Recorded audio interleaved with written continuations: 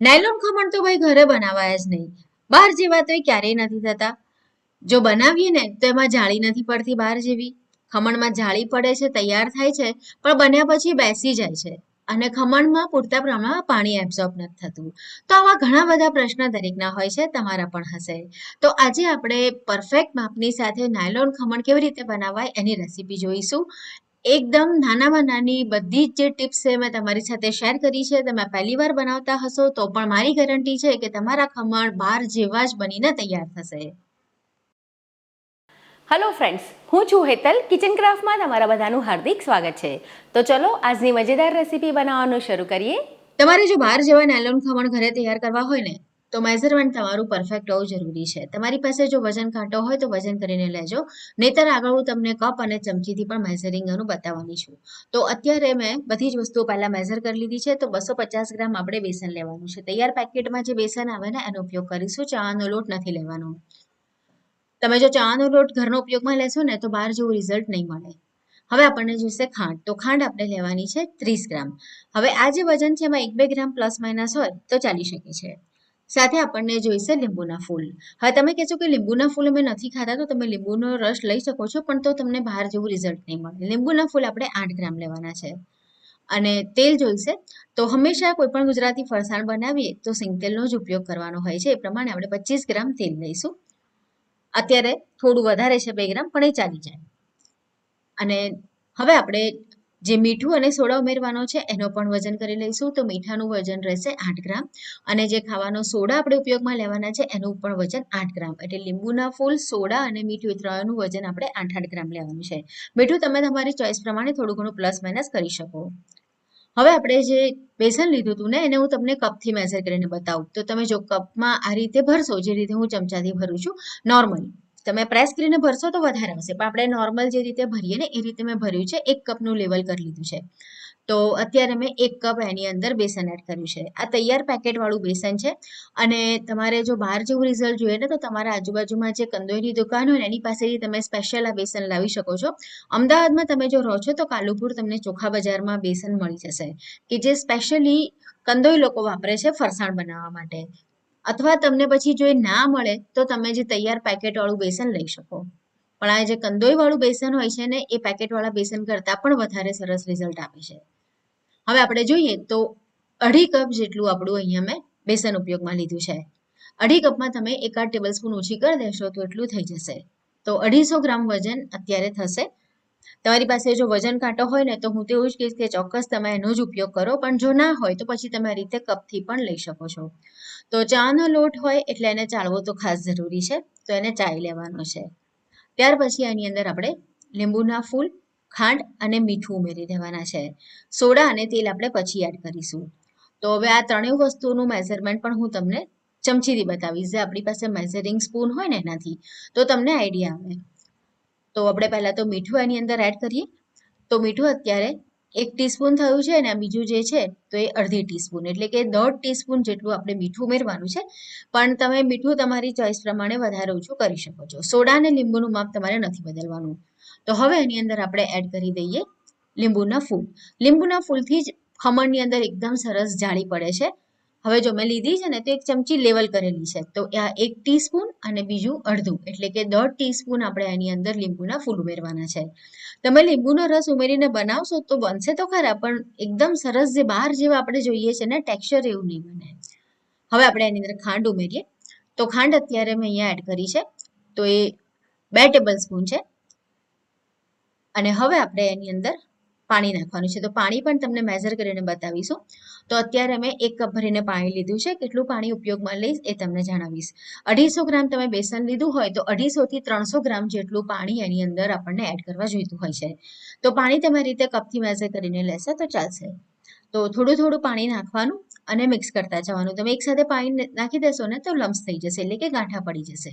તો અત્યારે મેં પૂરું 1 કપ પાણી એની અંદર એડ કરી દીધું છે અને બરાબર મિક્સ કરી લઈએ. પછી આપણે જોઈએ જરૂર હોય તો બીજું થોડું પાણી એડ કરીશું. આ રીતે થઈ જાય પછી થોડી વાર ફેટવાનું અને હવે એની અંદર આપણે તેલ ઉમેરી દેવાનું છે. તો તેલ પણ તમને બતાડું છું. તો તેલ અત્યારે થશે 1 ટેબલ સ્પૂન, આ બીજી ટેબલ સ્પૂન અને આ જે છે ઓલમોસ્ટ 3 ટેબલ સ્પૂન જેટલું તેલ અત્યારે મેં ઉપયોગમાં લીધું છે. તો એને પણ મિક્સ કરી લઈએ અને પછી જરૂર લાગે તો આપણે થોડું પાણી પણ એડ કરીએ છીએ. તો અત્યારે બીજું મેં લગભગ 1/4 કપ જેટલું પાણી એની અંદર કાઢી લીધું છે. હવે એમાંથી જરૂર મુજબનું પાણી આપણે એડ કરવાનું છે. તમારું જો ખીરું બહુ વધારે પતલું થઈ જાય ને તો પછી એની અંદર સરસ જાળી ના આવે, અને જો બહુ વધારે જાડું રાખ્યું હોય ને તો પણ એ સરસ જાળી ના પડે અને પોચા ન થાય. તો ખીરું જે છે ને એ પણ માપસરનું હોવું જોઈએ. ખીરાને તમે કેવી રીતે ચેક કરશો એ પણ તમને આગળ હું જણાવું છું કે કઈ ટ્રીકથી તમે એને ચેક કરી શકો કે ખીરું બરાબર છે કે નહીં.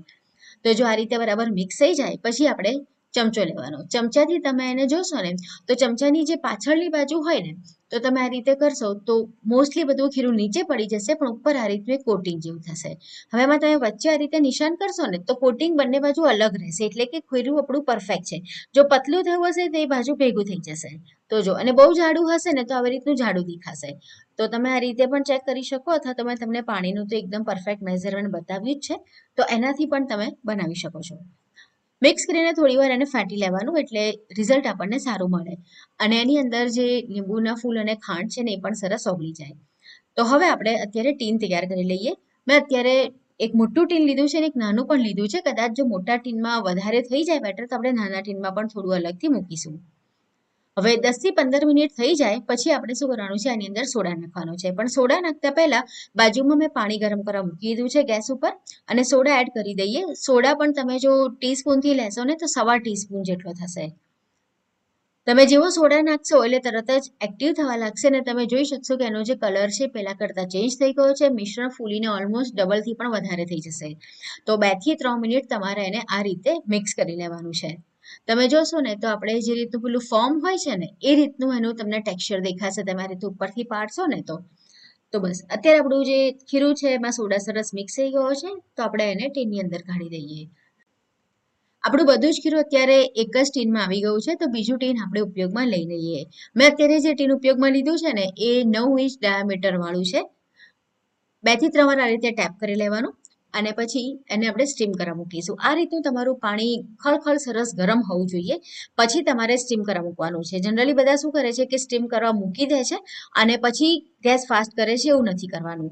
અને હાઈ ફ્લેમ પર બિલકુલ વચ્ચે ખોલવાનું નથી. ટોટલ 20 મિનિટ માટે આપણે એને સ્ટીમ થવા દઈશું. તમારે ઘડિયાળમાં ટાઈમર મૂકી દેવાનું અને 20 મિનિટ પછી જ ખોલવાનું. વચ્ચે બિલકુલ નહીં ખોલવાનું. ગેસની ફ્લેમ એકદમ ફાસ્ટ રાખવાની. જેટલો એને તાપ મળશે ને એટલા જ તમારા ખમણ સરસ બનશે. જોઈને અથવા અડીને જ ખબર પડી જશે, અને તમે ચપ્પુથી પણ એને ચેક કરી શકો. તો 20 મિનિટ માટે હાઈ ફ્લેમ પર એને થવા દઈશું. તો ચપ્પુ એકદમ ક્લીન આવે છે. હવે એને ઠંડુ કરીએ, અને ઠંડુ થાય ત્યાં સુધી આપણે વઘાર તૈયાર કરીએ. તો વઘાર માટે અત્યારે મેં 4 ટેબલસ્પૂન તેલ લીધું છે, અને આ રીતના જે થોડા વઘાર માટેના મરચાં આવે છે ને એ લેવાના છે. વચ્ચેથી કટ કરી લઈશું અને એને આપણે તેલમાં સાતળી લેવાના છે. તમે ખમણ જ્યારે સર્વ કરો તો આ રીતે તળેલા મરચાં એની સાથે ખૂબ સરસ લાગતા હોય છે. તો પહેલા આપણે તેલમાં એને કાઢી લેવાના, એટલે તેલની અંદર પણ આપણો જે મરચાંનો સ્વાદ છે ને આવી જશે. તો એને મેં સાઈડમાં કરી લીધા છે, અને હવે એ જ તેલની અંદર આપણે વઘાર તૈયાર કરી લઈએ. તો એની અંદર આપણે ખમણી રાઈ નાખવાની છે. તો મેં અહીંયા અત્યારે 3 ટીસ્પૂન જેટલી ખમણી રાઈ ઉમેરી છે. જે વઘાર માટેની સ્પેશિયલ નાની રાઈ આવે છે ને એ લીધી છે. 1 ટીસ્પૂન આપણે એની અંદર હિંગ નાખવાની છે. મીઠા લીમડાના પાન ઉમેરી દેવાના છે એની અંદર, અને પાણી ઉમેરીશું. તો 1/2 કપ ભરીને પાણી આપણે એડ કરવાનું છે. તમને થશે કે આટલું બધું પાણી ખમણમાં એબ્ઝોર્બ થશે, પણ બધું જ પાણી એબ્ઝોર્બ થઈ જશે. અને એટલી સરસ એની અંદર જાળી પડશે ને, તમે આ ખમણ બનાવશો ને તો મને યાદ ચોક્કસથી કરશો કે એકદમ બહાર જેવા બને છે. તમારા ઘરે ખાઈને કોઈ એવું નહીં કે આ તમે ઘરે બનાવ્યા છે. હવે એમાં અત્યારે મેં 1/4 ટીસ્પૂન જેટલું મીઠું નાખ્યું છે, અને ખાંડ ઉમેરી છે 4 ટેબલસ્પૂન.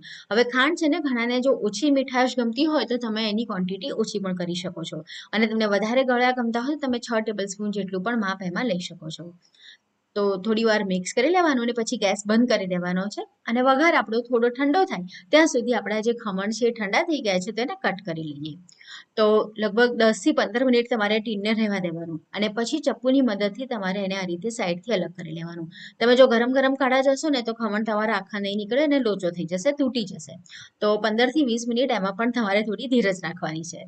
પ્લેટ ઉપર મૂકી ટીનને ઊંધું કરી લેવાનું. એકદમ ઇઝીલી બહાર આવી જશે. તમે જુઓ એટલા સરસ એની અંદર જાળી પડી છે, અને એકદમ સરસ પોચા રૂ જેવા થયા છે.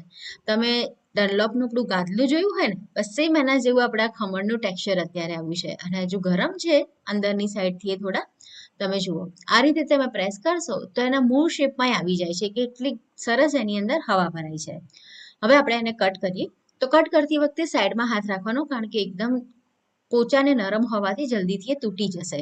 તો જ્યારે પણ કટ કરો તો બીજી બાજુ તમારે હાથ રાખવો જરૂરી છે. તમે જુઓ, અને આ જાળી પાછી એવું નથી કે બહારની સાઈડ એટલે કે જે વચ્ચેનો એરિયા છે ત્યાં નથી ને ગોળ ગોળ જે ભાગ છે એમાં સાઈડમાં છે એવું નથી.